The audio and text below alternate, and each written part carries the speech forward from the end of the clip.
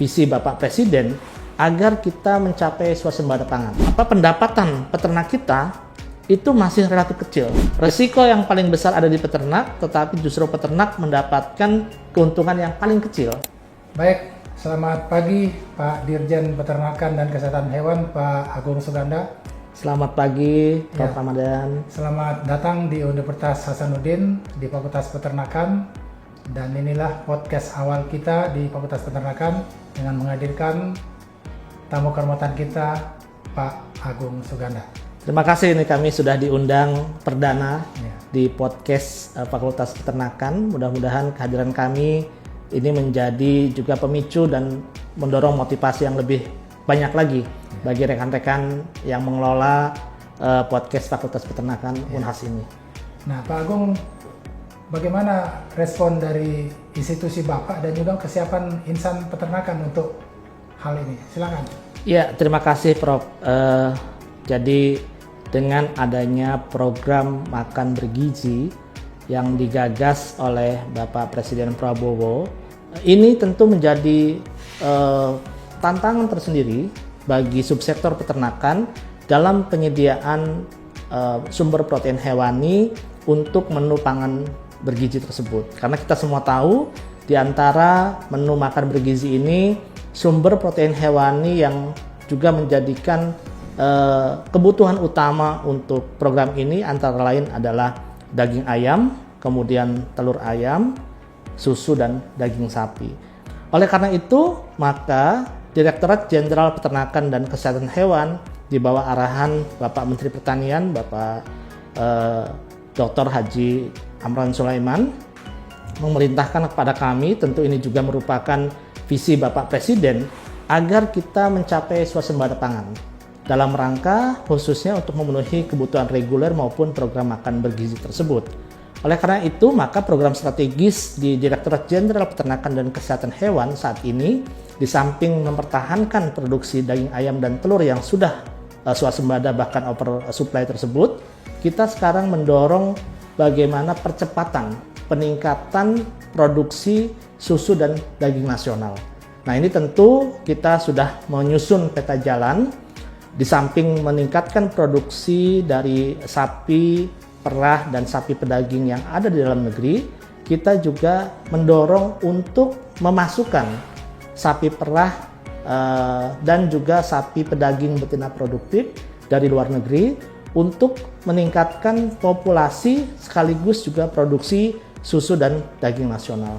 Jadi itu yang sedang kita dorong, Prof. Ya, Pak Agung, kalau kita melihat permintaan akan produk-produk peternakan ini akan meningkat, Pak Agung ya. Tapi di sisi lain, Pak, saya yakin ada berkah bagi peternak ini, bahwa dengan adanya program ini, begitu permintaan naik, tentu akan memberikan dampak harga yang baik bagi para peternak. Nah, ini mungkin dari sisi kebijakan dari Direktorat Jenderal Peternakan untuk melakukan penyeimbangan ini bagaimana nantinya nih, Pak Agung? Ya, terima kasih Prof. Jadi terkait dengan produk unggas seperti yang kami sampaikan tadi, saat ini kita sudah oversupply, baik daging ayam maupun telur ayam.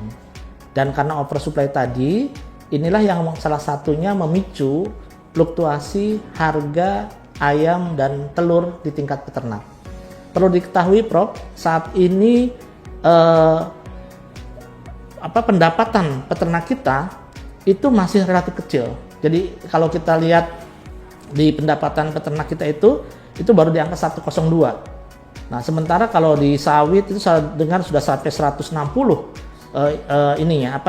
pendapatan nilai tukar peternak kalau kita peternak ya. Itu masih cukup rendah. Kenapa cukup rendah? Karena di subsektor peternakan kita itu komoditas unggas itu sekitar 70%.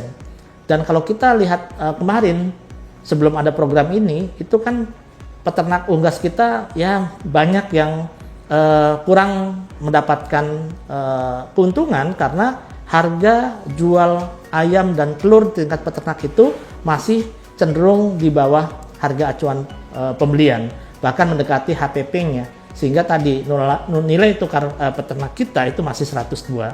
Nah, dengan kondisi ini maka diharapkan ada demand yang lebih dan terjadi keseimbangan antara demand dengan produksi, karena produksi kita berapapun kita siap untuk berikan. Nah, tetapi yang paling penting dengan adanya program makan bergizi, maka diharapkan supply dari para peternak rakyat kita ini bisa langsung dibeli melalui dapur-dapur dan tentu melalui BUMDes dan koperasi, dan harapannya harga di tingkat peternak itu bagus. Nah, bagaimana dengan sapi dan susu? Ya, kita masih kurang. Dan saya yakin dengan indeks harga 15.000 atau bahkan 12.000 per porsi makan bergizi ini, tentu kalau untuk daging sapi sepertinya tidak setiap hari lah begitu ya. Tentu ada jadwal mungkin 1 minggu sekali atau 2 minggu sekali. Tetapi ini ada demand yang pasti juga bagi para peternak kita, dan tentu ini menjadi kegairahan kita. Kita tetap akan terus kurangi impor kita dengan berbagai instrumen yang kita lakukan, dan tujuannya adalah agar produksi dalam negeri bisa mendapatkan ruang dan tempat, dan tentunya juga bisa memberikan keuntungan bagi para peternak rakyat, termasuk di susu juga.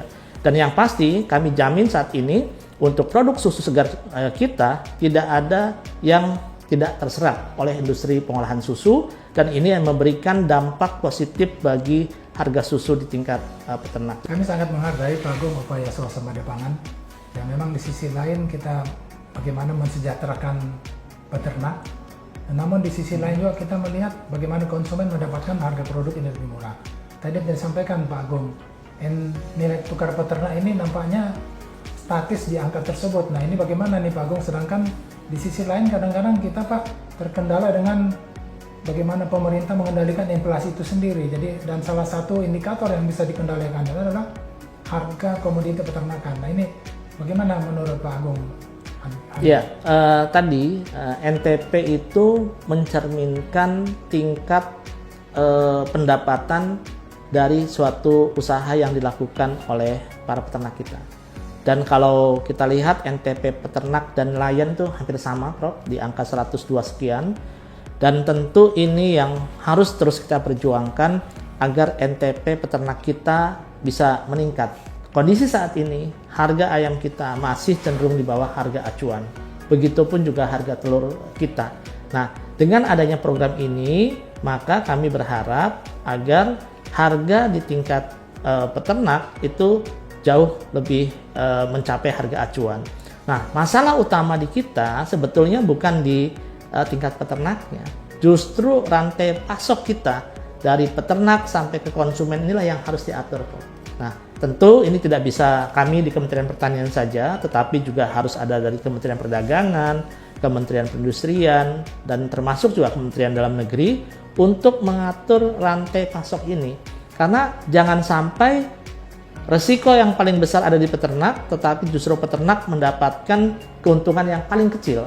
Sementara rantai di hilirnya yang resikonya tidak terlalu besar, tetapi justru mendapatkan keuntungan yang cukup besar. Nah, ini yang harus kita atur, dan dengan ada program makan bergizi ini, maka khususnya untuk peternak-peternak rakyat bisa memangkas rantai yang cukup panjang dan membagi keuntungan tadi dengan dia langsung menjual ke BUMDes atau koperasi untuk kebutuhan dapur-dapur unit layanan tadi, sehingga nilai jualnya, karena dasar pembelian oleh dapur itu kan harus harga acuan, dan itu langsung diberikan kepada peternak. Artinya keuntungan bagi peternak jauh lebih banyak dibandingkan kalau dia harus menjual melalui rantai yang begitu panjang. Nah, tentu ini menjadi poin yang cukup penting, dan saya pikir melalui perguruan tinggi kita terus juga mendorong agar para peternak kita juga sudah mulai melakukan usaha peternakannya dengan skala usaha, bukan hanya sebagai sambilan.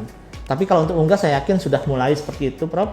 Tantangan kita di ruminansia dan bagaimana pendampingan kepada para peternak ini menjadi sangat penting, dan saya pikir perguruan tinggi menjadi unsur yang cukup strategis, dan melalui podcast seperti inilah saya berharap informasi-informasi ini bisa disampaikan bukan hanya kepada Sivitas Akademika khususnya di Unhas, tetapi juga bagi peternak dan masyarakat luas.